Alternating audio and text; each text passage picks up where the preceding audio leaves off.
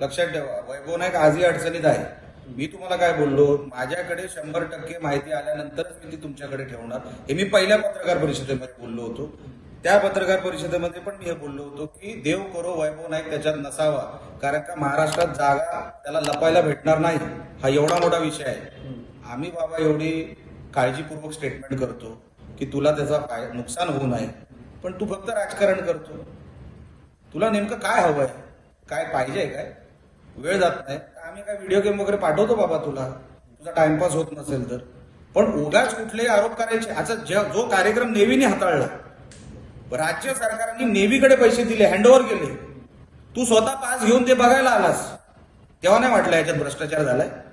तिथे मस्त गुपगुपीत बसला होता ना खुर्चीवर, मग तेव्हा नाही वाटला भ्रष्टाचार झालाय?